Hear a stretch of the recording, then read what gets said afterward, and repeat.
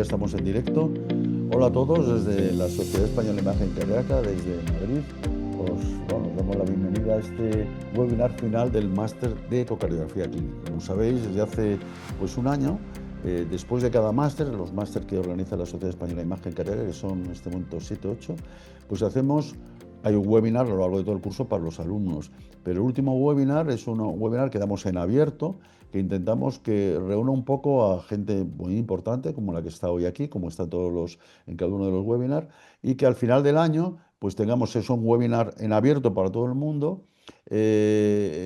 Sumamos esos 8 webinars y tenemos una visión de los avances de la imagen cardíaca en este año, en este caso del año 2026. Estamos acabando entonces, es el último webinar del máster, de la 7ª edición del máster de ecografía clínica. Y bueno, esto siempre es, la luz se apaga y al día siguiente se enciende, ¿no? Se va este máster, hemos tenido ha sido muy divertido para todos, yo creo, y inauguramos dentro de un mes la 8ª edición.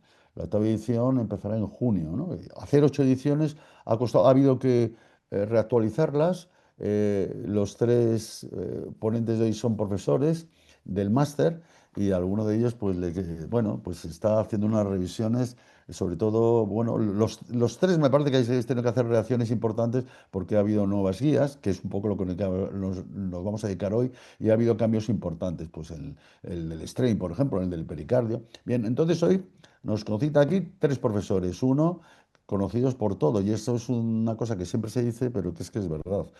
Mario García, de Nueva York, después le presentaremos a cada uno más despacito, a Leopoldo Pérez Isla de Madrid y a la doctora Victoria Delegado. Ha habido un pequeño problema que he solucionado, y es que Mario está en este momento en el aeropuerto dirigiéndose a un sitio. Nos ha llamado diciendo que tenía una urgencia familiar y bueno, gracias a Dios lo hemos grabado todo en directo. Y bueno, pues a Mario, sabéis que es una persona importante, es jefe de cardiología del Montefiore de Nueva York, además director del Centro del Corazón, es profesor del Departamento de Medicina y de Radiología, curiosamente. Nos une una amistad desde hace 1000 años. Con él hemos hecho, creo que éramos los cursos famosos del Hotel Convención, los hacíamos los dos en conjunto como directores, y fue una época, pues bueno, de mucha amistad, de mucha relación y realmente muy bonita. Como sabéis, es un experto mundial en muchas cosas, pero es uno de los padres de temas de la pericarditis constrictiva, sobre todo en ecocardiografía, y un súper experto en TAC. Y bueno, va a coger un tema que es que viene muy bien, ¿no? Las nuevas guías de miocarditis y enfermedad de pericardio, ¿qué es lo que ha cambiado? Son unas guías que han traído una revolución, como vais a ver, sobre todo el manejo diagnóstico, y alejando un poco el eco y acercándolo a la resonancia. Pero bueno, vamos directamente, que nos lo cuente él. ¿Qué hay de nuevo en las nuevas guías? Muchas gracias por estar con nosotros, Mario, cuando tú quieras. Bueno, saludos a todos desde Nueva York. Es un placer estar de nuevo con ustedes y ante nada les pido excusa por no poder estar en transmisión en vivo. Espero tener la oportunidad en el futuro. Voy a introducir esta presentación con un caso reciente que ilustra el papel de las imágenes no invasivas en la evaluación de las cardiopatías y las patologías del pericardio. Este es el caso de un paciente de 51 años masculino que se presenta a la consulta con palpitaciones y dolor pleurítico torácico. Él tiene antecedentes de rinitis alérgica y pólipos nasales y ha recientemente empezado el tratamiento con dupilumab. En su presentación inicial se nota que tiene elevación moderada de las troponinas y una eosinofilia marcada. Su electrocardiograma demuestra una inversión difusa de la onda T y su cateterismo descartó enfermedad coronaria obstructiva. En el ecocardiograma se demuestran volúmenes normales y función sistólica normal de ambos ventrículos y dimensiones auriculares normales sin evidencia de patología valvular o hipertensión pulmonar. Nos llama la atención, sin embargo, que en la vista de 4 cámaras hay un engrosamiento apical.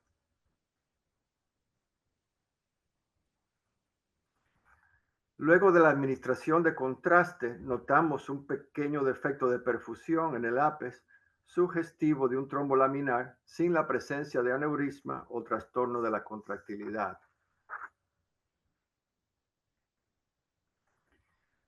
Esto nos lleva a pedir una cardioresonancia, la cual confirma contractilidad normal. Y en las imágenes de T2 vemos que el miocardio es homogénico y en el realce tardío vemos el signo de W, una fibrosis subendocárdica con un defecto central consistente con un trombo.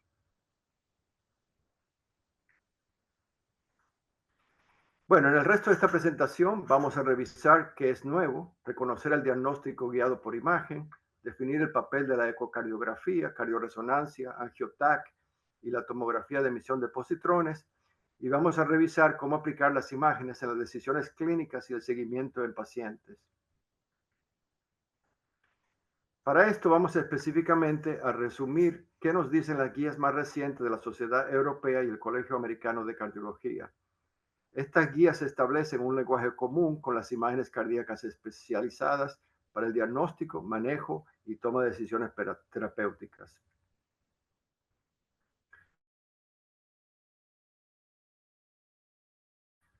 Aunque en general ambas sociedades definen muchas pautas en común, las guías de la Sociedad Europea combinan las miocardiopatías y las enfermedades del pericardio y le dan un papel más importante a la cardioresonancia.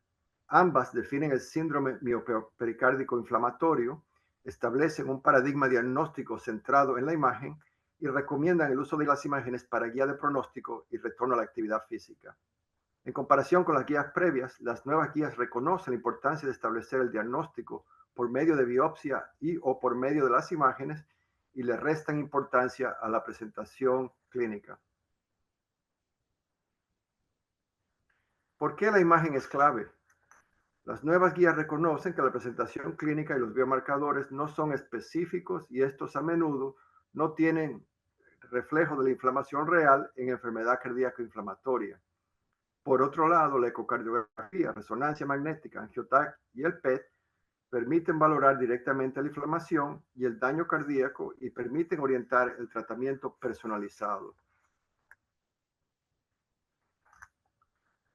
Vemos, por ejemplo, claramente en esta tabla que el diagnóstico definitivo de la miocarditis requiere confirmación por biopsia o cardioresonancia y en la pericarditis, por lo menos, un criterio adicional a la sintomatología, ya sea electrocardiográfico, serológico o por confirmación por imágenes.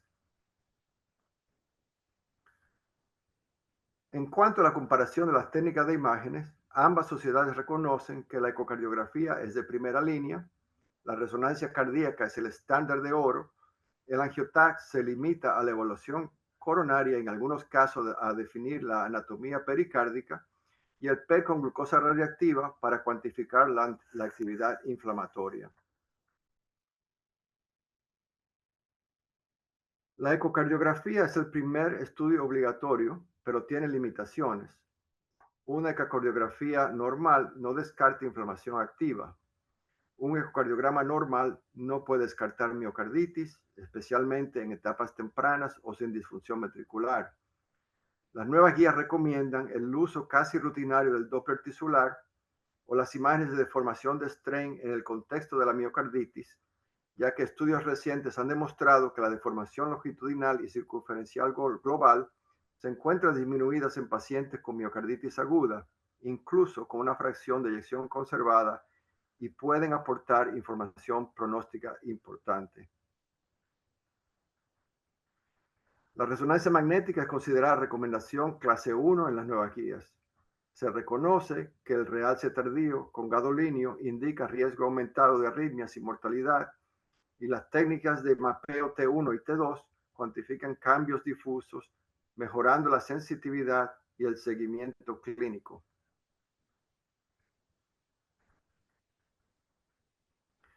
La resonancia magnética cardíaca se integra a criterios de Lake-Lewis, mejorando la precisión diagnóstica. El realce tardío en zonas específicas del corazón indica mayor riesgo de eventos adversos y guía de decisiones clínicas.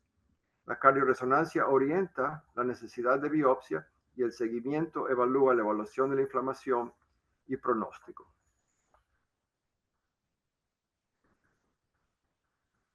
Este estudio en particular ha expandido el uso de las técnicas de imágenes también en las enfermedades del pericardio.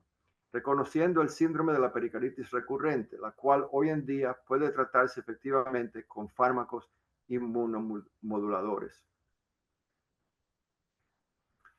En las enfermedades del pericardio, la cardioresonancia es esencial para visualizar el edema y el realce tardío pericárdico y evaluar la inflamación activa en la pericarditis. La gradación del realce pericárdico guía las terapias dirigidas, diferenciando pacientes que necesitan inmunomoduladores de quienes no. La cardioresonancia distingue entre constricción transitoria y crónica, orientando el tratamiento médico o quirúrgico adecuado. Por otro lado, el angiotac se destaca en identificar engrosamiento pericárdico, calcificaciones y relaciones anatómicas con alta resolución espacial. La detección de la calcificación extensa sugiere constricción irreversible, crucial para la planificación quirúrgica. Por supuesto, el angiotac es esencial para descartar la enfermedad coronaria, patología aórtica o tromboembolismo en pacientes con dolor torácico. El PET con glucosa radiactiva detecta la inflamación metabólicamente activa en enfermedades cardíacas, incluso cuando la resonancia magnética es insuficiente. Es esencial en la sarcoidosis cardíaca, miocarditis arrítmica y en enfermedades inflamatorias crónicas para orientar el tratamiento y el seguimiento. Sin embargo, la técnica requiere preparación especializada y experiencia en la interpretación, limitándose, por supuesto, a centros especializados. En general, las nuevas guías favorecen la integración temprana de las imágenes, usan estas técnicas para definir la necesidad del ingreso hospitalario, para guiar biopsia y modalidades terapéuticas y para establecer el diagnóstico y el tratamiento del síndrome miopericárdico inflamatorio. La imagen cardíaca dirige el manejo terapéutico, ajustando tratamientos según inflamación activa detectada. La ausencia de inflamación en imágenes permite disminuir o suspender terapias potencialmente tóxicas de manera segura. La persistencia del realce pericárdico indica riesgo de recaída si se retira tratamiento prematuramente en la pericarditis aguda o subaguda. La extensión del realce tardío miocárdico guía la monitorización y prevención de arritmias en pacientes afectados. El seguimiento usa ecocardiografía y resonancia magnética para confirmar la remisión biológica. La persistencia del realce tardío se asocia con peor pronóstico y riesgo a largo plazo.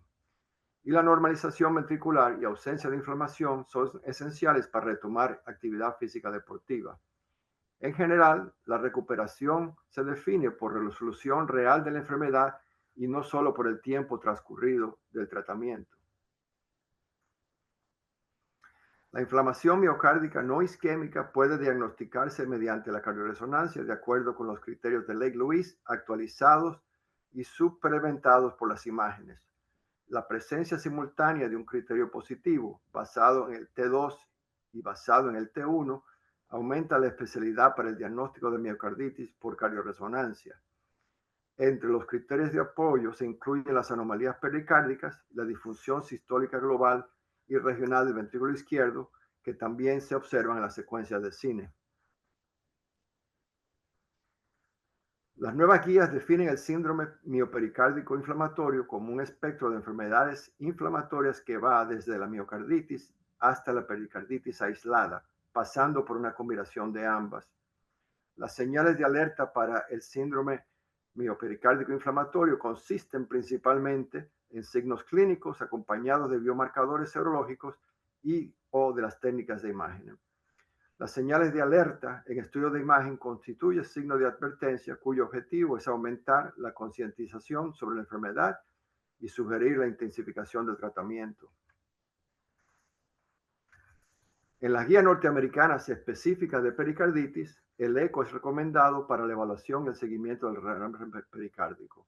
Signos de tamponamiento, constricción, la resonancia para la evaluación inicial de la pericarditis en términos de realce tardío con gadolinio pericárdico, edema, engrosamiento, derrame, signos de constricción y afectación miocárdica, con fines de diagnóstico y estratificación de riesgo, especialmente en casos complicados o indeterminados.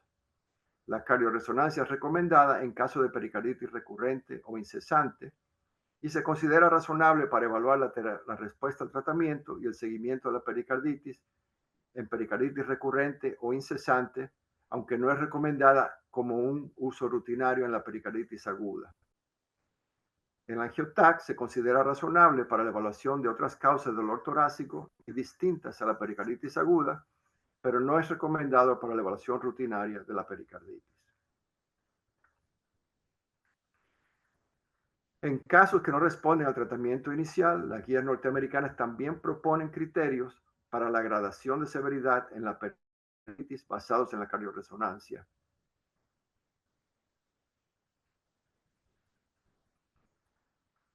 Las guías norteamericanas también definen hallazgos sugestivos de pericarditis constrictiva, transitoria o efuso constrictiva que influencian al tratamiento. En la miocarditis, las guías norteamericanas definen los mapas paramétricos de T1, T2 y de volumen extracelular que proporcionan una cuantificación de los valores correspondientes y por lo tanto se codifican mediante una escala cromática numérica. Los valores elevados se visualizan en color dentro del miocardio. Es posible obtener los valores numéricos de cada píxel mediante el uso de software adecuado de postprocesamiento de imágenes, destinado a la generación de resultados de análisis avanzado de las imágenes. Los pacientes con miocarditis sintomática requieren un seguimiento longitudinal de su afección. Dichos estudios diagnósticos longitudinales brindan la oportunidad de detectar la persistencia de la inflamación miocárdica y el deterioro de la función ventricular, así como de proporcionar información pronóstica importante. De nuevo, de vuelta a nuestro caso, los hallazgos iniciales fueron consistentes con el diagnóstico de endocarditis de Leffler o síndrome hiperiosinofílico. Esta miocardiopatía restrictiva es caracterizada por fibrosis de los ápices ventriculares y los tractos de entrada. Se diagnostica mediante la ecocardiografía, técnica de imágenes avanzadas o la autopsia. Su causa aún se desconoce. Se relaciona con la infestación parasitaria y factores ambientales en la mayoría de los casos, pero no se ha identificado ningún desencadenante definitivo. El dupilumab es un agente inmunomodulador hoy en día muy utilizado en pacientes con asma, rinosinusitis crónica, pólipos nasales y dermatitis atópica. El dupilumab provoca un aumento transitorio en el recuento de eosinófilos en la sangre, principalmente al bloquear la señalización de la interleucina 4 y la interleucina 13, lo cual inhibe la inmigración de los eosinófilos desde el torrente sanguíneo hacia los tejidos. Si bien el medicamento reduce eficazmente la inflamación tisular, en afecciones como el asma, los eosinófilos retenidos se acumulan en la sangre. En nuestro paciente, el manejo incluyó suspensión de dupilumab, tratamiento con corticosteroides sistémicos, anticoagulación por su trombo apical. Él manifestó mejoría clínica y normalización en el conteo de eosinófilos. Aquí vemos el ecocardiograma a los 3 meses demostrando la resolución del engrosamiento apical y la ausencia de trombo.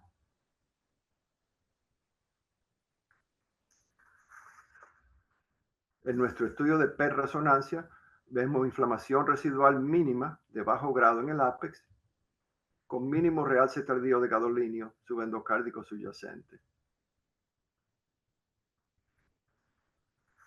En resumen, las nuevas guías establecen que la imagen cardíaca es fundamental para el diagnóstico y manejo de las enfermedades inflamatorias del corazón.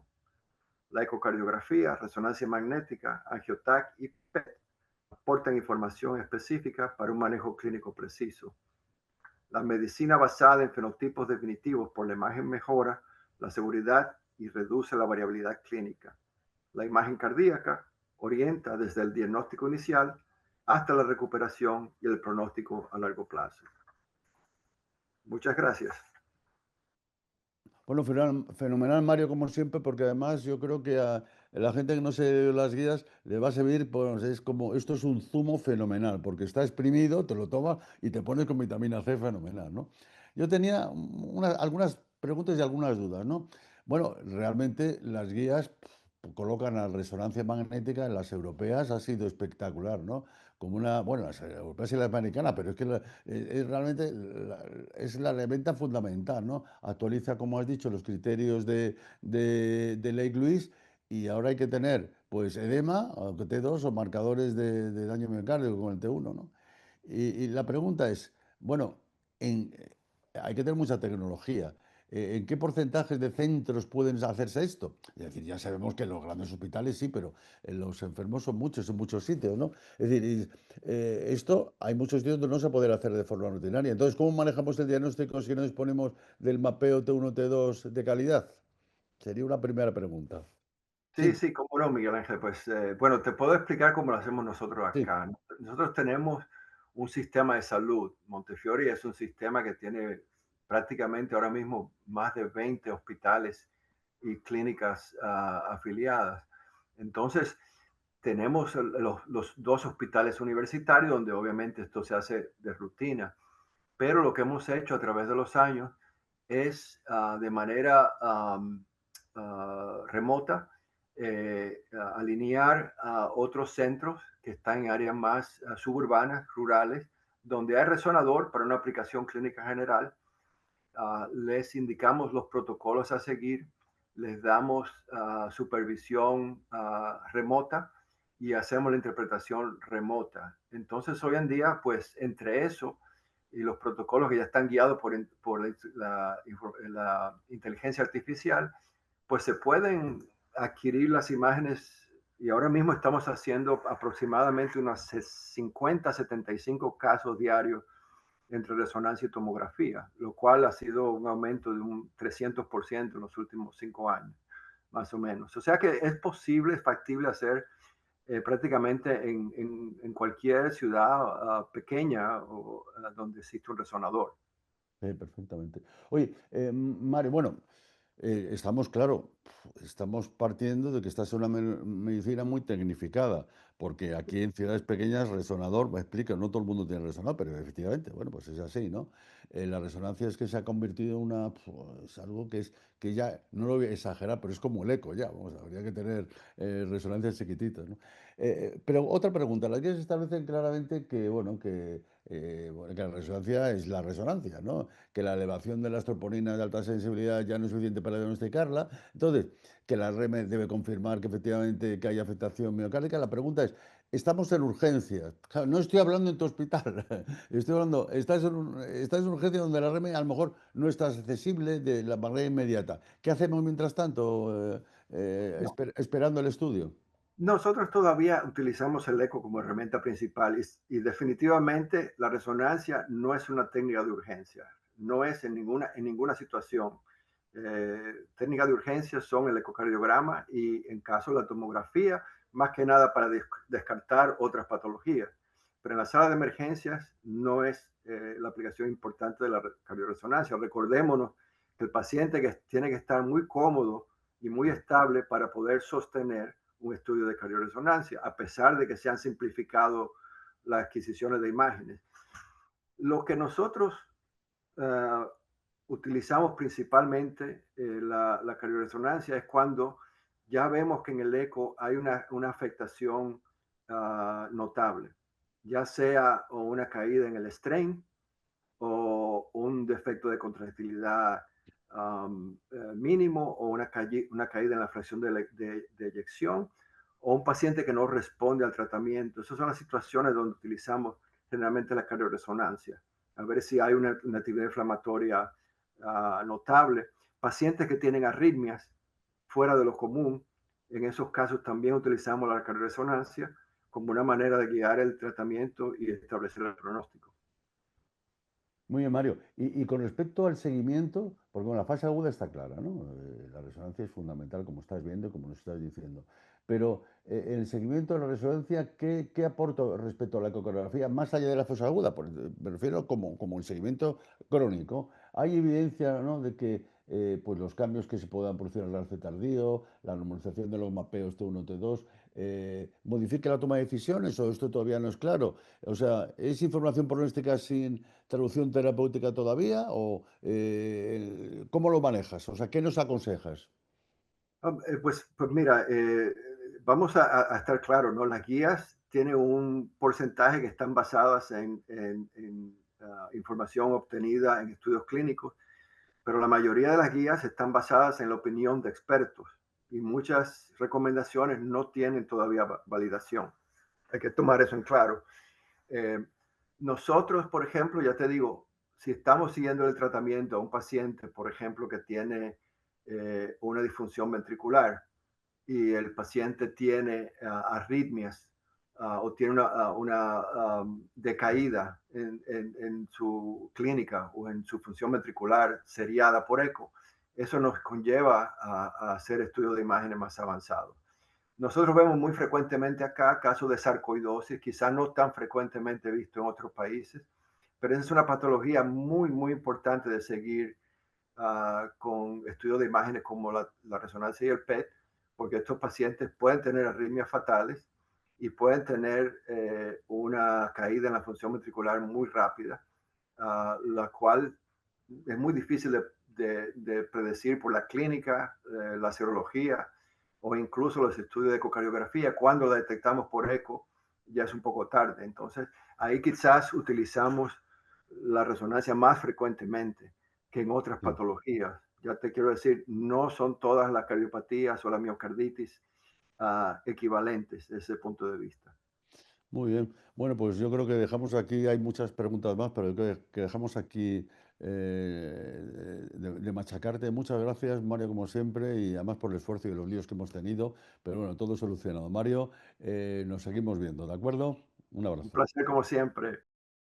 Después de esta presentación pasamos a la siguiente presentación. Leopoldo Pérez de Isla es jefe de sección del Hospital Clínico Universitario San Carlos de Madrid. Bueno, es también profesor del máster. Al me une también una especial amistad humana y científica. Yo creo que hemos hecho pues casi 6 libros juntos, me parece. Entre ellos un libro de cardiología clínica, de 2 tomazos, hace ya tiempo. Es decir, que nos une una gran amistad. Tiene 2 cosas.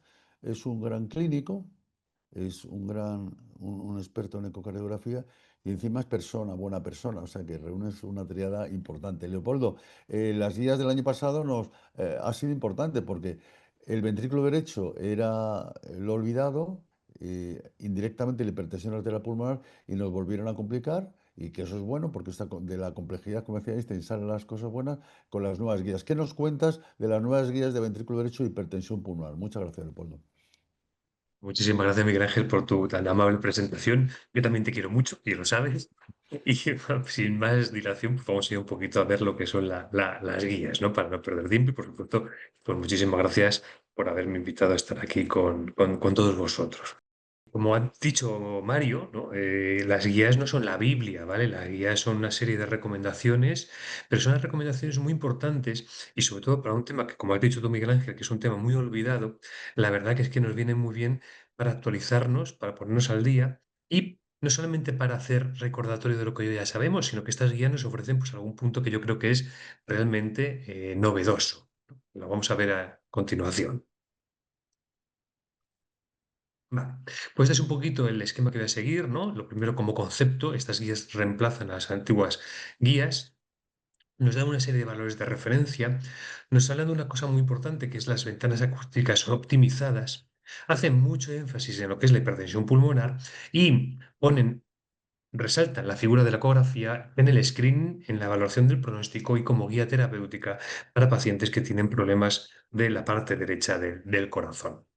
Primero y muy importante, y derivado de metaanálisis y de estudios como el estudio WAIS, ¿de acuerdo? Son los valores de referencia. Tenemos una serie de valores de referencia, con lo cual, pues, estos valores de referencia, pues muchas veces podemos ser muy críticos, ¿no? Es decir, pues, ¿por qué se ha puesto este corte de la aurícula, del área de la aurícula derecha, aquí y no aquí? Vale, podemos ser muy críticos, pero sin duda nos ayuda a entendernos. Y si todos seguimos más o menos las mismas referencias, vamos a ser capaces de interpretar un eco y leer un informe de un eco de la misma manera todos, con lo cual yo creo que es algo que es muy importante, ¿no? Por tanto, aquí tenemos esta tabla que he hecho, pues lo que son las dimensiones normales de la aurícula derecha, diámetro basal del ventrículo derecho, grosor, etcétera, etcétera, etcétera, y nos habla de cuál es el valor normal de cuando existe un agrandamiento leve, moderado o severo de las mismas. ¿De acuerdo? Insisto, criticable, pero que sin duda nos ayuda a compartir conocimientos entre todos nosotros y estar de acuerdo. Y para mí también un aspecto muy importante son lo que son las ventanas acústicas optimizadas. Muy importante y al mismo tiempo, si queréis lo dejamos un poquito para después para la discusión, pues un poquito que también podemos criticarlo, ¿no? Entonces tenemos vistas ecográficas que son específicas para mirar desde la ventana apical lo que es el ventrículo derecho, para mirar, para ver desde la ventana apical lo que es el ventrículo, la aurícula derecha y la subcostal como ventana ideal para lo que es valorar el grosor de la pared del ventrículo derecho. ¿De acuerdo?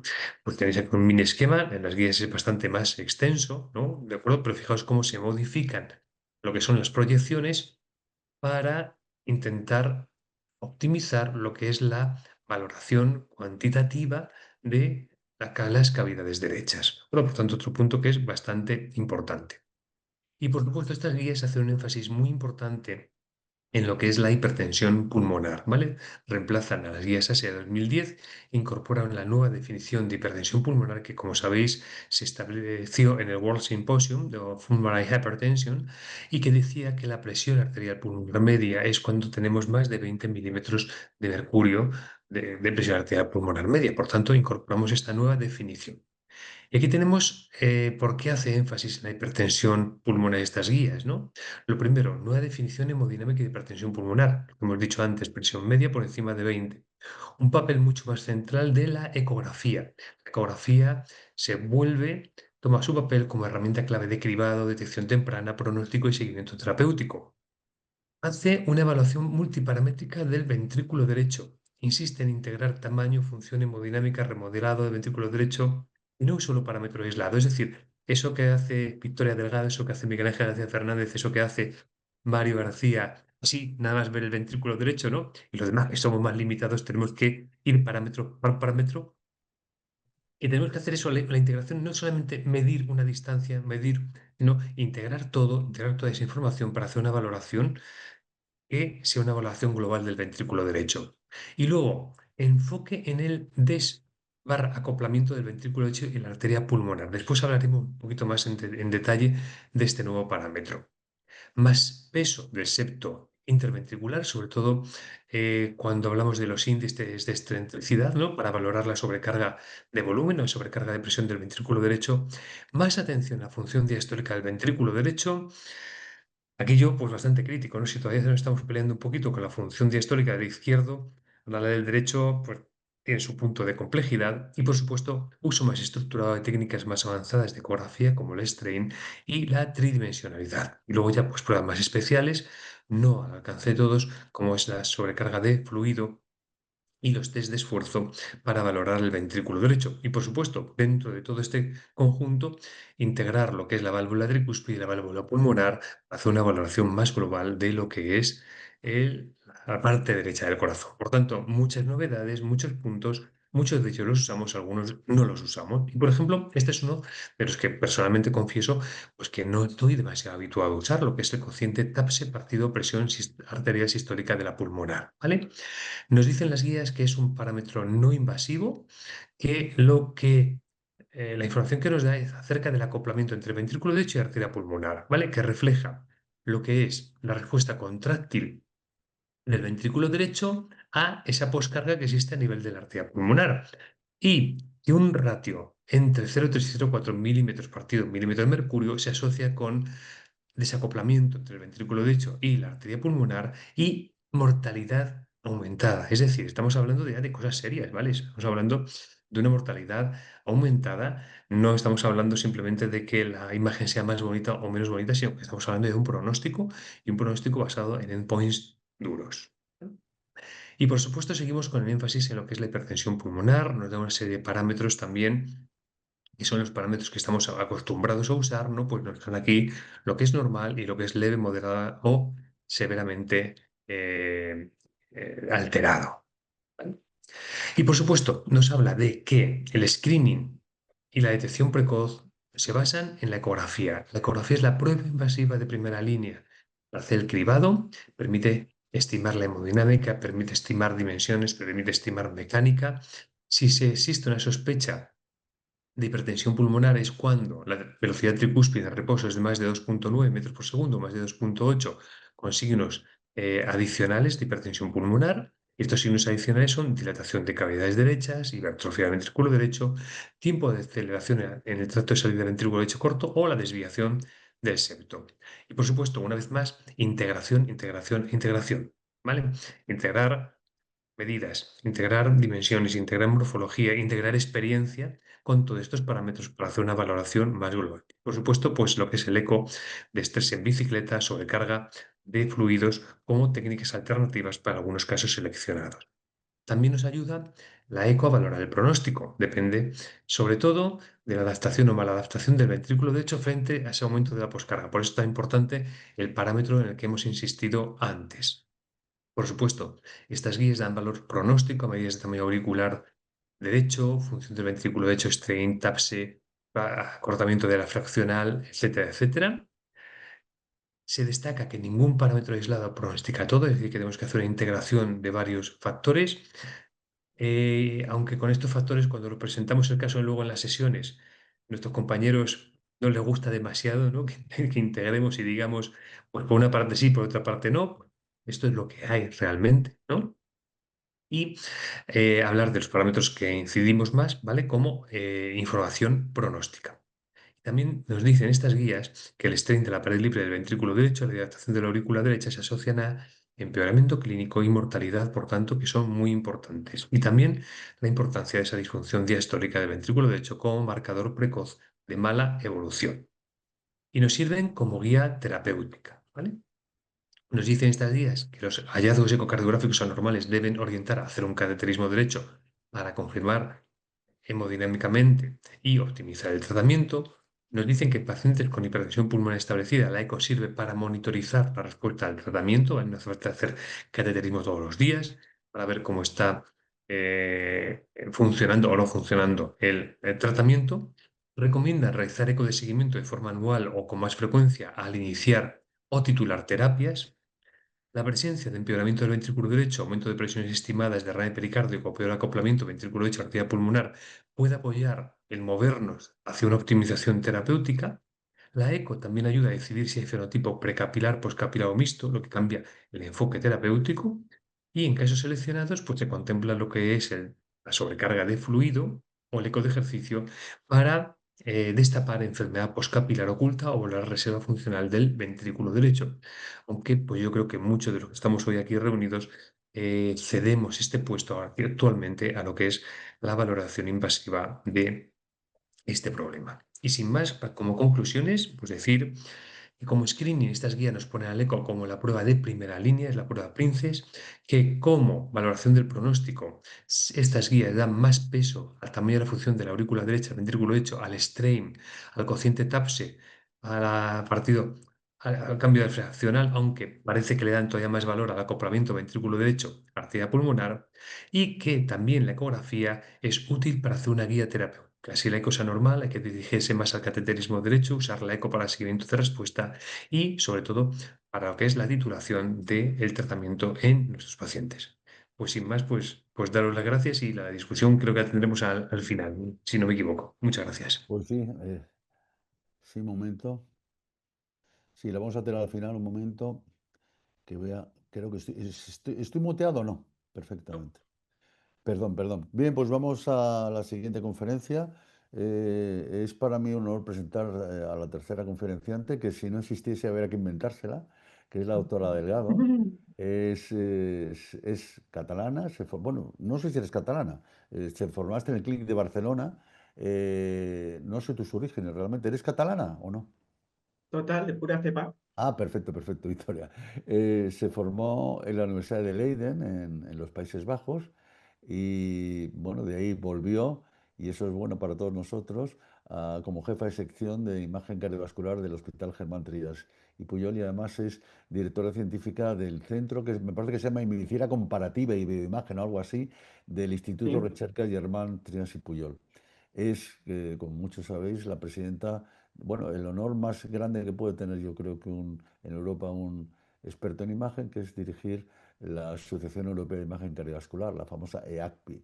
Es un honor que esté con nosotros y además en un tema que cuando me lo dijo, yo creo que ya pensó, uy, me va a decir que es muy raro, ¿no? Yo creo que es Fenomenal, es un tema de gran actualidad, ¿no? El síndrome cardiorreno metabólico y los nuevos conceptos que genera la imagen, de los cuales la doctora ha publicado un montón de cosas, ¿no? Estamos realmente, yo creo que ante un cambio de paradigma, ¿no? Ya no hablamos de factores de riesgo aislado, ni del corazón, ni del cerebro, ni del riñón, es una compleja interacción entre todo, ¿no? Entre el metabolismo, la inflamación, la función renal, el tejido adiposo, la microcirculación, el corazón. Y bueno, pues ahí la imagen cardíaca, la imagen global en este contexto, pues yo creo que deja de ser una herramienta meramente anatómica o funcional para ser pues algo así como una ventana fisiopatológica, ¿no? Es daño subclínico, caracterización del miocardio, estudiar la microcirculación, la enfermedad, entender el corazón, un poco como el corazón dialoga con otros órganos. Entonces es una conferencia, yo creo que va a ser seguro espectacular. Y yo creo que es una conferencia muy relevante porque además nos va a poner en onda a mucha gente que a lo mejor estábamos perdidos en lo que significa la imagen cardíaca en esta nueva medicina cardiometabólica. De verdad, un placer estar contigo de nuevo a escucharte. Pues muchas gracias, Miguel Ángel, y muchas gracias a la Sociedad Española de Imagen Cardíaca por invitarme nuevamente y por invitarme a participar como profesora en este máster. El tema, como bien dices, a ver, tú has hecho un resumen fantástico, es donde estamos entrando, y creo que el salir un poco más allá de la imagen cardíaca solo y entender el corazón como el puente hacia otras especialidades, pues es importante, y salir un poco más allá de lo que es solamente el corazón, pues es también muy ilustrativo y muy, ¿cómo decirlo?, generador de nuevas ideas, y entender un poco también cómo nuevos fármacos que están saliendo pueden afectar a todos estos órganos más allá del corazón. Estos son mis conflictos de interés, y para entender cómo se define el síndrome cardiorrenal metabólico, de hecho, la American Heart Association publicó hace unos años un documento de consenso para intentar explicar qué es este nuevo concepto. Y de hecho lo definen como un trastorno sistémico que se caracteriza por unas interacciones patofisiológicas entre varios factores de riesgo metabólicos, la enfermedad renal crónica y el sistema cardiovascular, que da lugar a una disfunción multiorgánica y a una elevada tasa de eventos cardiovasculares adversos.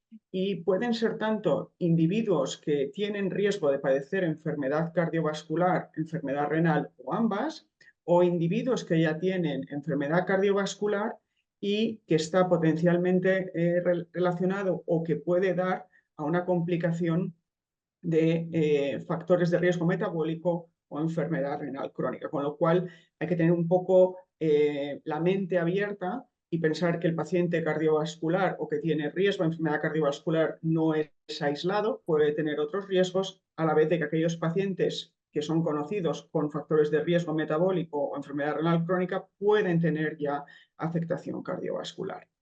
Y para ello, las guías americanas, pues en cierta manera propusieron esta imagen que yo creo que es como un estadiaje de cómo se ve este síndrome cardiorrenal metabólico. En aquellos individuos que no tienen factores de riesgo, que tienen un índice de masa corporal adecuado, que no tienen hipertensión, etcétera, etcétera, pues es el estadio cero, y por tanto tenemos que incidir mucho en lo que sería la prevención y el conseguir que haya un hábito de vida saludable, que es lo que hemos estado haciendo o intentando hacer de por vida.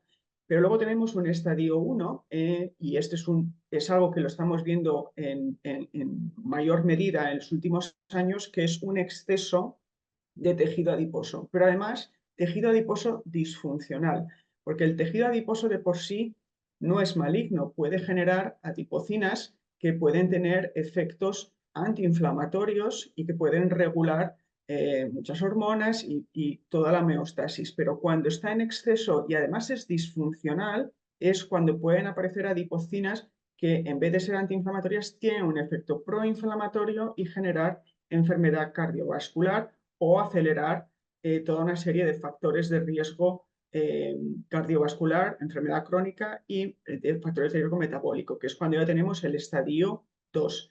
Pacientes con hipertensión, hipertrigliceridemia, diabetes mellitus, enfermedad renal crónica moderado o de alto riesgo y el síndrome metabólico. Y ahí podemos tener tanto etiologías no metabólicas de la hipertensión, por ejemplo, como podría ser pues, otros factores, digamos, pacientes, por ejemplo, sometidos a radioterapia o quimioterapia que pueden tener una reserva vascular limitada y con las arterias mucho más fibrosas, o incluso etiologías no metabólicas de la enfermedad renal crónica, como pueden ser enfermedades renales primarias del corazón, del riñón, que también pueden afectar al sistema cardiovascular.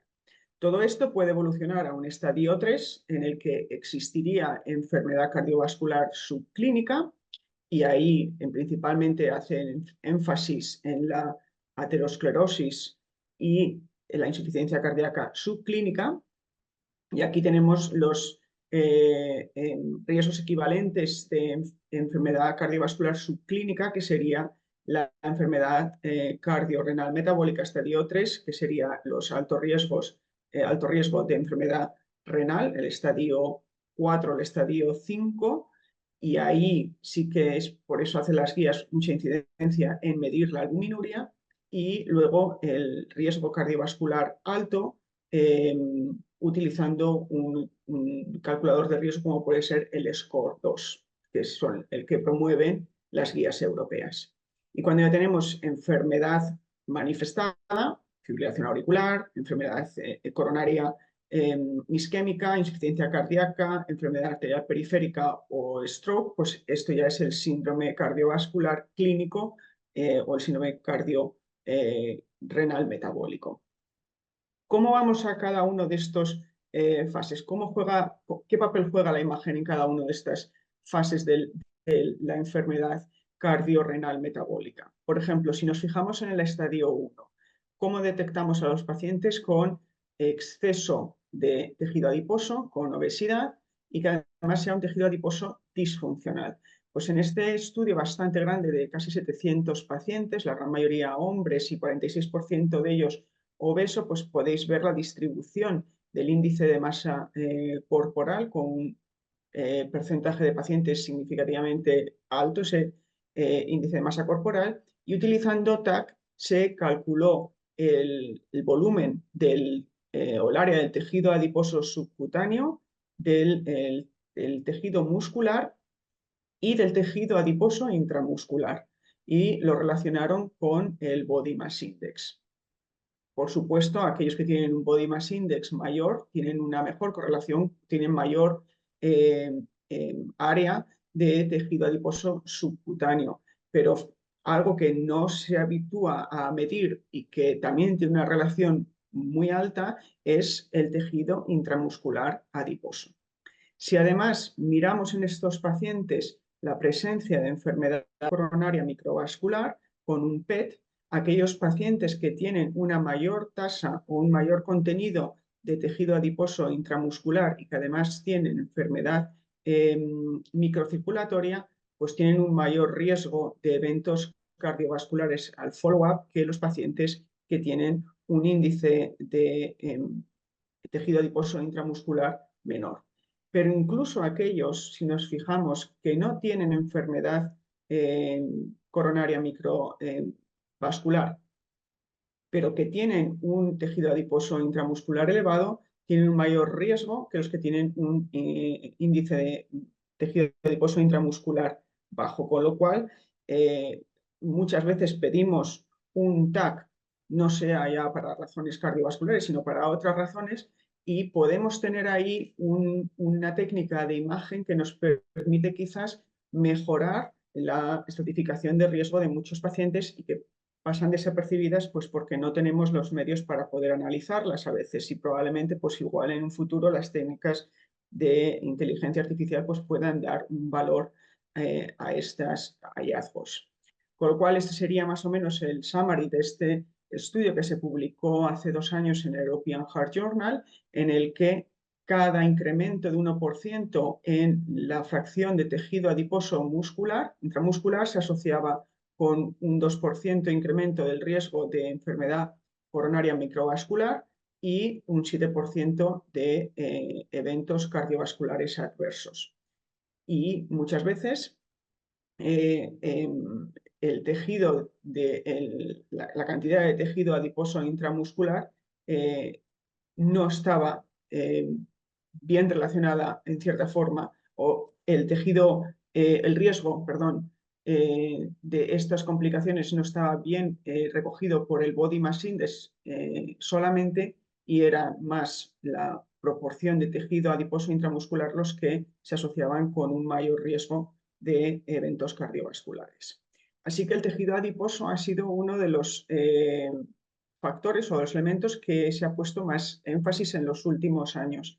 Y de hecho, como os decía antes, tú puedes tener tejido adiposo normal que puede segregar adipocinas y citoquinas antiinflamatorias y que pueden tener efectos sobre el tejido vascular, pero cuando se hipertrofia y disfunciona, ya sea por resistencia a la insulina, por diabetes o por otras causas, pues estas adipocinas, en vez de ser antiinflamatorias, son proinflamatorias y generan la aterosclerosis. ¿Cómo se mide el tejido adiposo? Pues de todas las pruebas que hacemos lo podemos ver en todos sitios. Se puede ver, por ejemplo, en un TAC muy bien, porque puedes ver, por ejemplo, el pericardio y puedes ver el tejido intrapericárdico entre el músculo y el pericardio y el extrapericardio, todo. Puedes verlo también en la resonancia, y además en la resonancia con movimiento puedes ver la interacción con la mecánica ventricular que a veces queda afectada. Y se puede ver en el eco. Muchas veces nos referimos a ecos como esta que tienen mala ventana, pero no nos fijamos en el panículo adiposo que hay entre el pericardio y el miocardio y por fuera del pericardio. Y esto también puede afectar y generar síntomas de insuficiencia cardíaca, porque afecta también en la mecánica ventricular. Y además, por ejemplo, pues se ha correlacionado mucho, en este caso utilizando resonancia, con el volumen total del ventrículo derecho, que ya sabéis que el ventrículo derecho, cuando tiene cierto grado de constricción por una pericardis constrictiva, como os ha explicado Mario García, bueno, pues el tejido adiposo a veces también puede generar ese grado de constricción, puede alterar la morfología del ventrículo derecho, y si además lo añadimos con el tamaño o con el volumen de tejido adiposo epicárdico, se asocia a un mayor riesgo de eventos cardiovasculares. El Summit CMR Study fue un subestudio del uso de tirzepatide, que es un GLP-1 agonist que se ha demostrado mejorar o reducir el peso y tener un efecto beneficioso en cuanto a eventos de insuficiencia cardíaca. Y en este subestudio con resonancia magnética se demostró que el tirzepatide se asociaba a una reducción de la masa ventricular y además del tejido adiposo paracardíaco, con lo cual es un endpoint que nos puede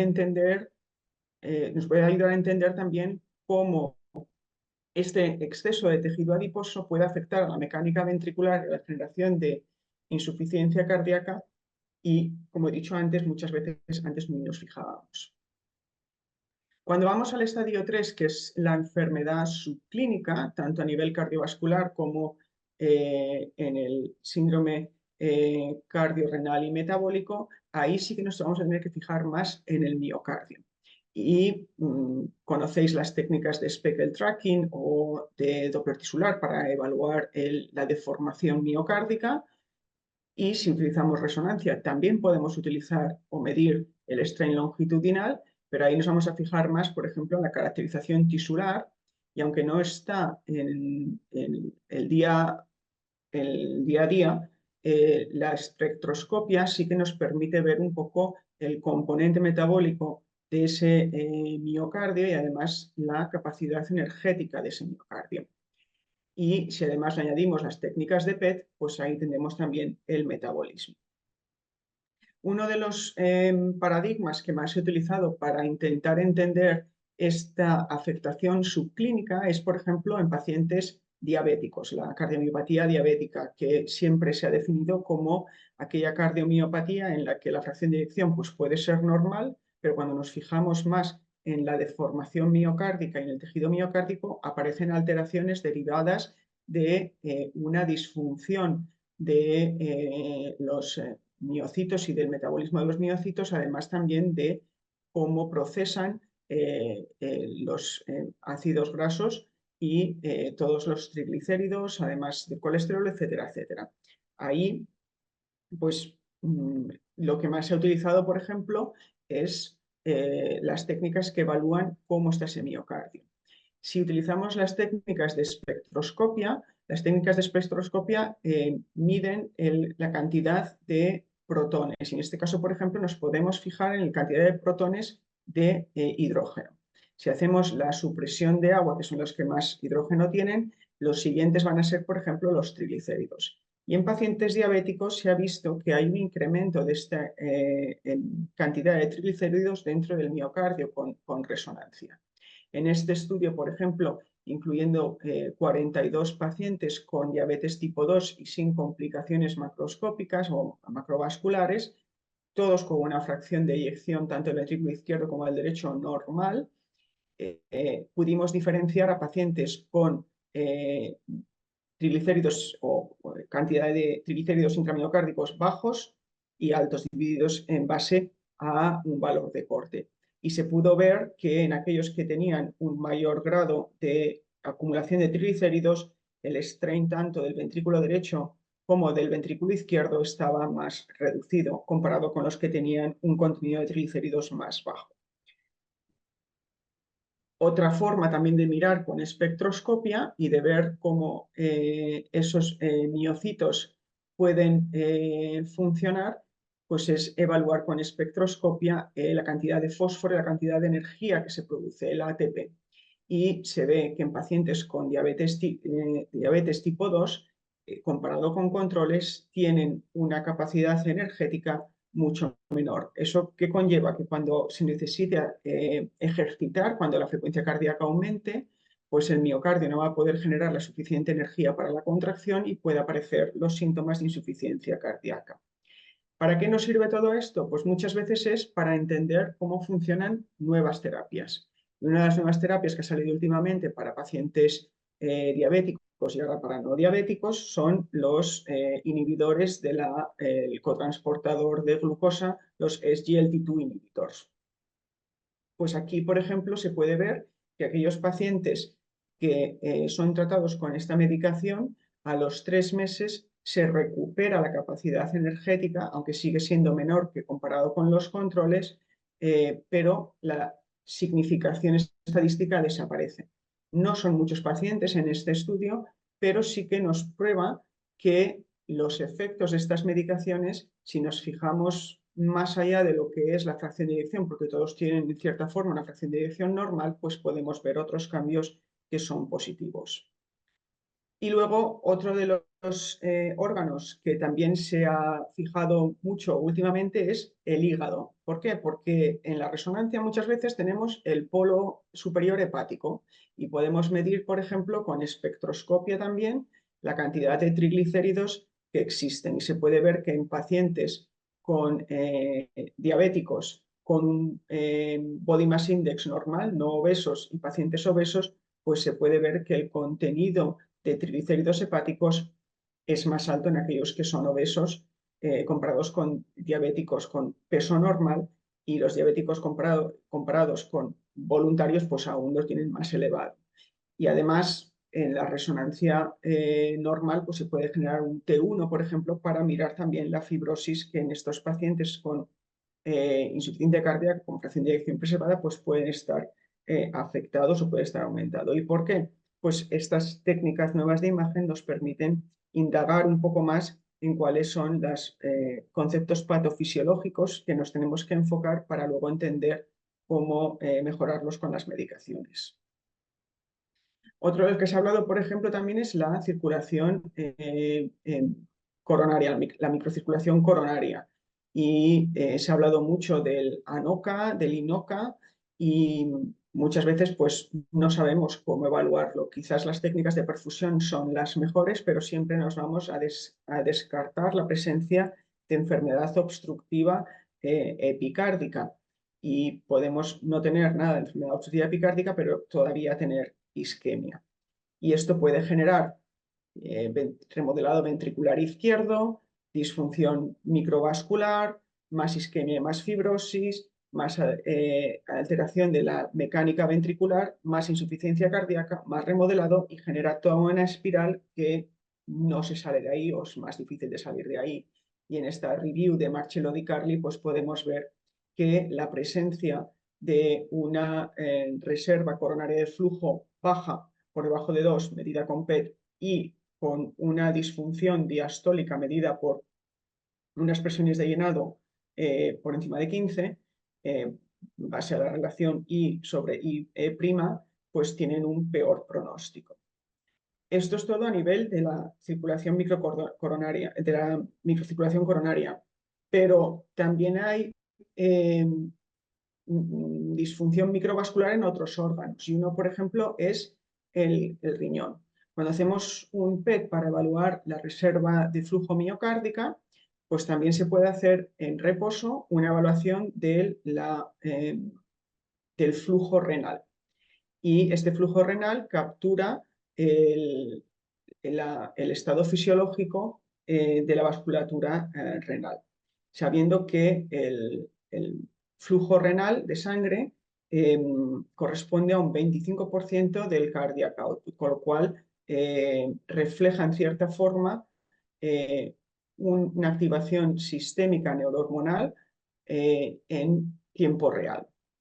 Y cuando miramos la circulación microvascular renal con el flujo renal, pues aquellos que tienen un flujo renal más reducido se asocia tanto con eventos cardiovasculares al follow-up como con eventos renales, por lo cual es una pieza más de información que podemos obtener y añadir a lo que estamos mirando a nivel coronario. Y luego para el estadio 4, cuando ya tenemos enfermedad coronaria, bueno, pues en el estadio todavía 3 tendríamos la evaluación de aterosclerosis con el calcium score, por ejemplo, con el TAC de coronarias, donde vemos que existe aterosclerosis pero sin placas obstructivas, con la ecografía también se puede medir, y con la resonancia. Y el calcium score se ha visto en numerosos estudios que a mayor o las placas carotidias, por ejemplo, medidas con ecografía, a mayor carga de placa carotidia, peor pronóstico en estos pacientes, y lo mismo para el calcium score. De hecho, las nuevas guías de prevención americanas que se publicaron hace unas semanas ya han puesto como clase 1 el empezar con estatinas y llegar a unos determinados targets de colesterol LDL cuando el calcium score es por encima de 100. En este caso, por ejemplo, fue un estudio con 5.000 adultos en el que se evaluó la presencia de calcio coronario incidental en non-EKG gated. Y de hecho, por ejemplo, medirlo en non-EKG gated pues tiene un riesgo, porque no es lo mismo que cuando está con un EKG gated. Y de hecho, pues demostró que en aquellos pacientes con 100 o más de calcium score se asociaba con peor mortalidad cardiovascular y mortalidad. Pero el calcium score, como os he dicho, a veces podemos ver pacientes que no tienen calcium score, pero que tienen estas placas que son casi obstructivas. Esto viene del estudio SCAPIS, por ejemplo, estudio poblacional, en el que había pacientes, en el que tanto hombres como en mujeres que tenían enfermedad coronaria obstructiva a pesar de tener un calcium score 0. Y en aquellos pacientes que ya están en estadio 4, y nos vamos a fijar principalmente en los pacientes que tienen enfermedad coronaria obstructiva, uno de los, enfermedad coronaria, de los parámetros que más se ha nombrado últimamente y en el que con el uso del photon counting quizás podamos analizarlo de forma más precisa, y pueda ser más generalizable es el FAI, el Fat Attenuation Index, que es el grado de inflamación que tiene el tejido adiposo paracoronario. Ese es un estudio clásico del grupo de Antoniades Caralambos en Oxford, en el que se demostró que aquellos que tenían mayor Fat Attenuation Index, que significa que tienen mayor riesgo de inflamación o de ruptura, bueno, pues, o que es más activo, por así decirlo, o más disfuncionante, pues tenían mayor riesgo de mortalidad global y mortalidad cardíaca. Esta review os la recomiendo mucho porque, en cierta forma, va en los diferentes o ensalza los diferentes usos de las técnicas de imagen para evaluar el riesgo residual. Para evaluar aquellos pacientes que están en riesgo de enfermedad aterosclerótica, si utilizamos, por ejemplo, el SCORE 2, pues el Calcium Score o el TAC de coronarias para evaluar la presencia de placas y el volumen de placa total no serviría mucho porque es una técnica que es accesible y que te da mucha información y está asociada con pronóstico. Pero en aquellos pacientes en los que han tenido quizás un evento, técnicas que se fijan más en la actividad de esa placa, en el riesgo de que esa placa pueda ser inestable, como podría ser, por ejemplo, el PET, pues nos daría más información y podríamos incidir más en el tratamiento hipolipemiante con medicación más activa. Lo que pasa es que no es tan accesible como el TAC. Y si nos vamos ya a TACs de muy buena calidad y con técnicas de postprocesado que nos permitan medir el Fat Attenuation Index, pues en este caso podríamos evaluar ese riesgo de residual donde tenemos que incidir más para asegurar llegar al target, reducir el colesterol LDL a los niveles que se necesitan.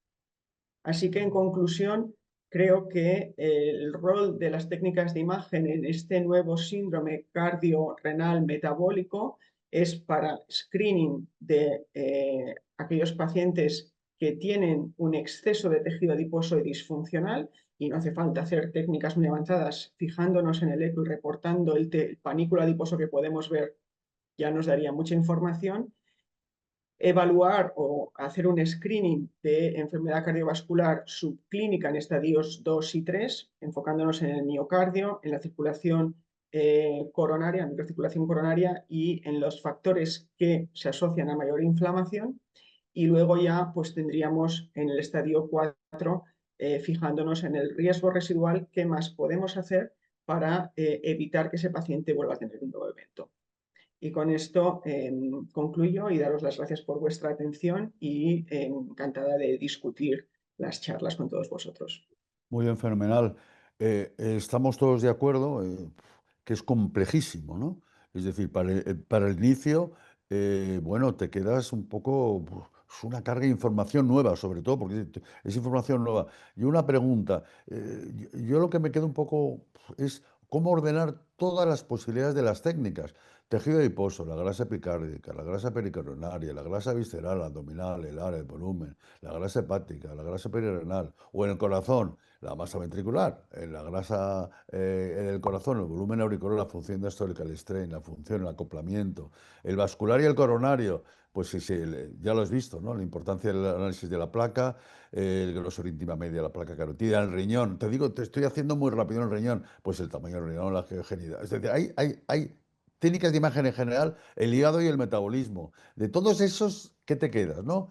Es decir, ¿cuáles son los más útiles? Hablo en general, ¿no? De toda la cantidad, porque has pasado, pues, información para aburrir.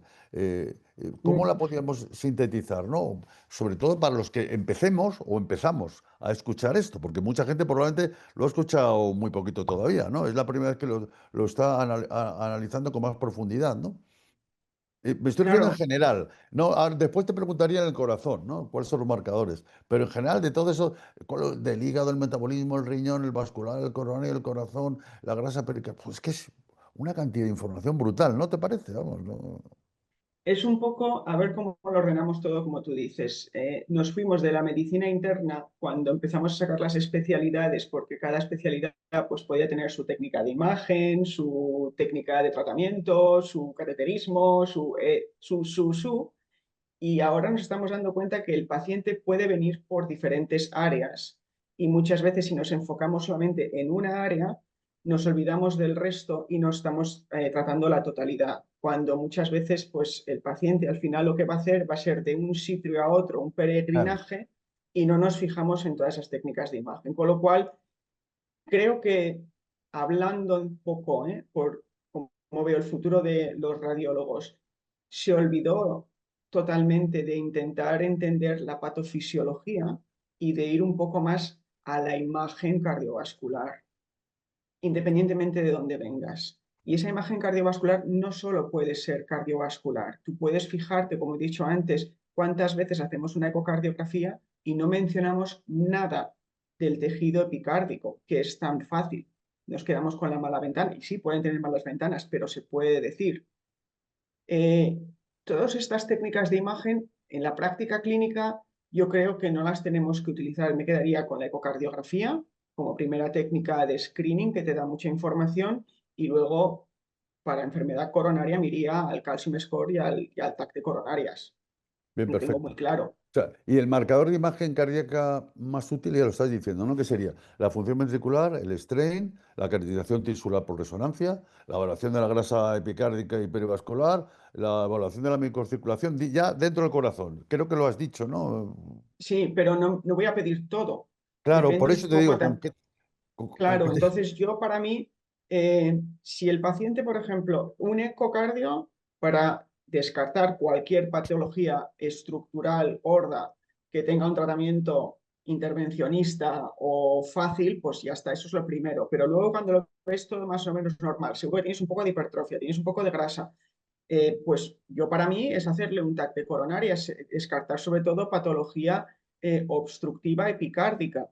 Y si no la tiene, bueno, pues evaluar el calcium score y toda la carga de placa que pueda tener, aunque no sea obstructiva, porque eso me va a servir de mucho para luego ver cómo sigo ese paciente e incidir sobre todo en el tratamiento hipolipemiante y ver si se consiguen los targets. Luego, técnicas de perfusión, pues un poco depende de los síntomas. En un paciente con insuficiencia cardíaca y sin enfermedad coronaria obstructiva y que tenga una carga de placa suficiente, pues bueno, probablemente pueda tener disfunción microvascular, pero ¿qué tratamiento hay para eso? Leopoldo, creo que levantas la mano por ahí preguntando. Y digamos, yo quería daros las gracias a todos, especialmente esta última charla a Victoria, ¿no? Por la aproximación tan resumida de un problema tan grande, ¿no? Que has presentado, ¿no? Y yo creo que, bueno, estoy un poco muy de acuerdo con lo que decís, ¿no? Es decir, tenemos una gran cantidad de técnicas diagnósticas, pero tiene que haber, pues, un médico que dirija dónde tienes que ir, ¿no? O sea, no podemos hacer, como se hace en algunas partes, ¿no? Pues este que entre por aquí, pues le pasamos como el túnel de lavado por todos los rodillos que pasen, ¿no?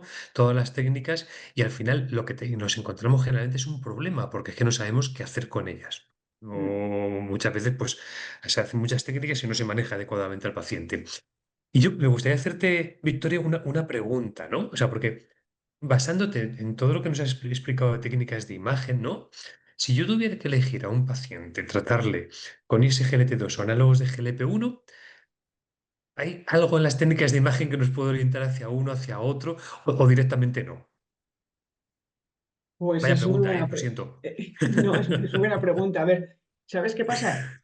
Que cuando tenemos guías que están basadas o son guías para un síndrome, sin fijarnos en la etiología, tenemos un problema, porque las guías del síndrome dicen insuficiencia cardíaca, fracción de eyección reducida, tal, SGLT2, para todo el mundo. Bueno, habrá que mirar la etiología. Yo, para mí, lo siento por los de insuficiencia cardíaca, pero tener buenas guidelines a día de hoy para un síndrome, Sí. sin fijarnos en la etiología, es un poco tela marinera. Pero bueno, lo dejamos ahí. Ahí también no estás de acuerdo que las técnicas de imagen no te ayudan a perfilar ese síndrome, ¿no? Es uno de los grandes apoyos que tienes para perfilar y Bueno, individualizar cuál es la etiología del síndrome. en la pregunta que tú me dices, si tú tienes un paciente obeso que le vas a pedir, por ejemplo, un TAC, porque quieres ver la carga de placa aterosclerótica. En ese TAC tú tienes la grasa epicárdica, tú tienes la grasa intramuscular, tú tienes un montón de cosas que le puedes enseñar para convencer de la importancia de tomar medicaciones específicas y de bajar peso. Y ahí, por ejemplo, me iría más a un GL1, GLP-1. ¿Por qué? Porque se ha asociado a la reducción de peso, se ha asociado a la reducción de grasa y se ha asociado a la regresión de placa en cierta forma. Entonces yo me iría ahí con un GLP-1. En otros pacientes que tengan más disfunción ventricular severa, diabéticos, pues ahí me voy más con el SGLT2. Yo creo que has hecho una clasificación excelente, ¿no? Es decir, el SGLT2 más eso para cuando falla la bomba, ¿no? Mientras que para la aterosclerosis, pues va mejor el análogo de GLP-1, ¿no? Incluso también con análogos de GLP-1 hay estudios muy iniciales, ¿no? En los cuales el Fat Attenuation Index, ¿no? Se ha visto que, pues, que Sí. mejora, ¿no? Después del empleo de análogos de GLP-1, ¿no? Cosa que es, pues, que te está dando unas pistas muy importantes, ¿no? De eso, de cómo manejar al paciente. Miguel Oye, Ángel, una Y perdona que creo me quedo que, cortado. No, perdona, no era por introducirte a ti. No, perdona, perdona. Sigue, Victoria, perdona. no, que luego cuando venga, que ya está aquí el Photon Counting CT, este va a cambiar bastante. Antes decíamos el One Stop Shop Imaging Modality, ya veremos este cómo va, porque Espera. si te da mejor resolución espacial, te permite hacer estudios de perfusión, etcétera, etcétera, pues quizás ese se vaya a convertir en Es, sí, el One Stop Shop. es curioso que después de muchos años, ¿no? Uno veía, tenemos la ecocardiografía. Creía uno, es una opinión, creía uno que todo iba a ir por la resonancia y resulta que ha pegado el Fórmula 1 por la izquierda y el TAC se ha colocado espectacular, ¿no? Es que es espectacular. Yo creo que supera a la resonancia las expectativas de lo que está haciendo, ¿no? En general, no nos salimos un poco del tema. Una pregunta, Leopoldo, y además me gustaría también saber la opinión de Victoria. Las guías del ventrículo derecho. Por el ventrículo derecho está muy bien, eh, todos sabemos cómo se mide, lo que nos dicen las guías, y después las guías no las sigue la gente. Es decir, el acoplamiento ventricular arterial, que es fundamental, por ejemplo, la insuficiencia tricúspide, pero si te vas a las guías, y creo que Victoria lo conoce, porque creo que ella es publicante perdón, de las guías de los trabajos, una revisión que habéis hecho, pues en Europa me parece que eso lo hace el acoplamiento ventricular arterial, pues no sé si en pacientes con insuficiencia tricúspide severa, que sería importante, no sé si es el 5 o el 6%. Es decir, que decimos que hay que medir muy bien las cosas, pero después se mide el ojo. Es decir, la gente no mide ni el TAPSE. Vamos a ver, si el TAPSE porque es muy sencillito. Un poco que tenemos, yo es una crítica a las guías, ¿no? Primero, las guías no miran los contextos y nosotros no miramos a las guías. Es decir, está muy bien el ventrículo derecho. Por ejemplo, yo soy un enamorado del acoplamiento ventricular arterial. Victoria ha trabajado un montón, pero la gente no lo utiliza. Me parece que en ese trabajo y estamos hablando de súper grandes centros, en una revisión que se hizo de la metodología de la insuficiencia tricúspide severa, yo creo que no lo utiliza el 5%, ¿no? O sea que un esfuerzo por parte de los listos en que la gente aprenda y después nadie les hace caso. Pero Habrá que yo no, preguntarse por qué, ¿no? O pero sea, yo no estoy de todo de acuerdo, Miguel Ángel. O sea, yo creo que las guías precisamente son un empujón que no, que difícilmente va a venir ese empujón de otro tipo de otra forma, ¿no? Y que es la única forma de que nos pongamos más las pilas, ¿no? Y me no, no, incluyo, ¿eh? no, pero Me si las incluyo, guías ¿no? son Para obligatorias. que. Pero que yo lo que no entiendo es por qué la gente no hace caso a las guías. No, si yo no me estoy metiendo con las guías, me estoy metiendo con la gente. Es decir, vamos a ver si es que medir, vamos, tampoco está complicado, son tres cositas. Pero claro, ¿por qué? Porque, bueno, tres cositas. Medir el acoplamiento es medir tú has dicho, no lo miro. Pues yo lo mido siempre. Es decir, ¿por qué? Porque te lo has metido en tu chip, ¿no? Que es muy fácil, pero ¿y por qué no se hace? Porque probablemente tenemos mucho que hacer, va muy rápido, no todo el mundo tiene técnicos, pero claro, no es diferente un eco hecho por un técnico que puede medir todo, porque tiene tiempo, al trabajo como se hace rutinariamente, ¿no? Y al final, por eso te digo que las guías, no sé si estás de acuerdo, Victoria, que se hacen muchas cosas muy elegantes, pero después es que no se cumplen, ¿no? Bueno, en cierta forma, creo que las guías recogen lo que hay de evidencia. Y entonces, las guías de ecocardiografía, particularmente, a diferencia de las guías clínicas de práctica clínica de la europea, se basan la gran mayoría de veces en estudios retrospectivos y la generabilidad de esos resultados a todas las patologías queda limitada, porque muchas veces no tienes una validación externa. Entonces, si tuviéramos estudios potentes que te digan, mira, esto lo tienes que utilizar en todos sitios, pues ahí sí podrías tener una guía. ¿Y cuál es lo que más hemos utilizado en todas las guías de práctica clínica? La fracción de eyección. Y como tú bien dices, la gran mayoría de las veces se mide a ojímetro. Pero el volumen de ecos que estamos haciendo hoy en día, yo no sé lo que eran hace 20 años, pero yo estoy haciendo 18.000 ecos al año.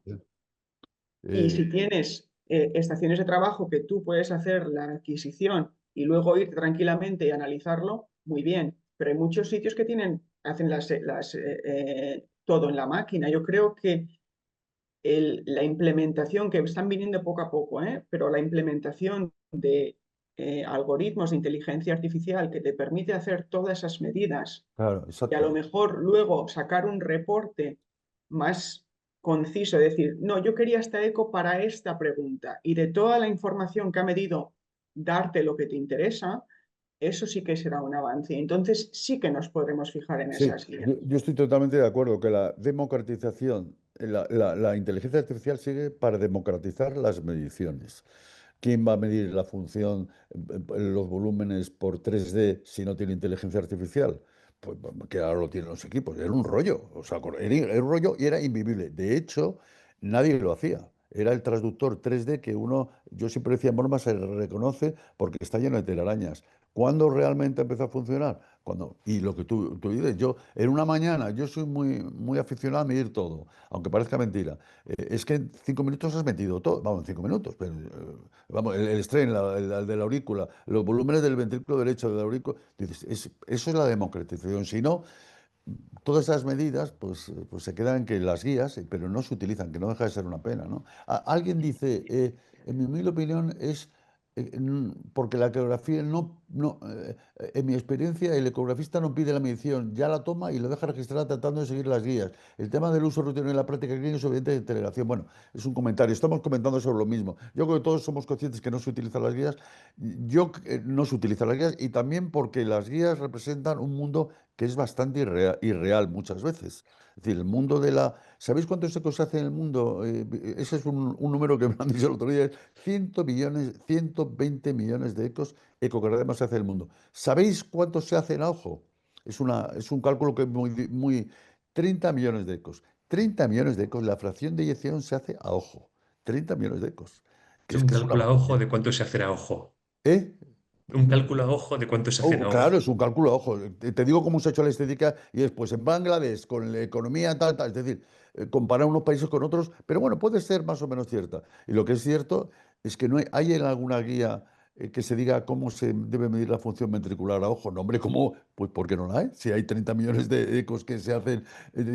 Bueno, pues todo el mundo de las guías es un mundo muy complejo, pero bueno, lo que tienen que hablar es de la excelencia y la excelencia no es, obviamente, haciéndolo, enseñando cómo se hace un ecojo. Bueno, entramos en un mundo muy... No sé si hay alguna pregunta más para Victoria, Leopoldo. Está abierto, ya es muy tarde porque aquí solemos ser 1 hora y llevamos 1 hora y media, pero en fin, si alguien quiere algún comentario más y si no, lo cerramos ya. Yo he aprendido un montón porque vamos a ver, lo de Leopoldo me lo sabía, lo de Victoria Delgado, pues lo que lees, pero es que has hecho una revisión, pues que qué bien, ¿no? Y luego ya no me he tenido que revisar otra vez lo del pericardio porque lo sé por Mario García, ¿no? O sea que yo creo que es algo muy, para eso habéis estado muy docentes. Os agradezco mucho vuestra participación, el ayuda en el máster. Victoria, estamos esperando esa revisión del strain, que ya sabemos que te cuesta mucho. Y Leopoldo, creo que tú ya lo tienes. Reactualizamos todos los máster poco a poco, año tras año, que nos cuesta. Bien, muchas gracias a todos, de verdad, de corazón. Gracias porque ha sido una sesión fantástica y os esperamos y os atacaremos para que estéis con nosotros dentro de poco de nuevo. Gracias, gracias. Y Muchísimas gracias, por gracias. Tenéis buen supuesto, día. perdón, con esto se cierra un máster y hay que decir a los alumnos que muchas gracias por su paciencia. Y bueno, este es el cierre oficial del máster de esa 7ª edición de máster de ecoclínica, el que empieza ya sabéis que es en un mes y yo creo que ha sido un año muy apasionante, de verdad. Gracias a todos. Gracias, que vaya bien. Hasta luego, muchas gracias.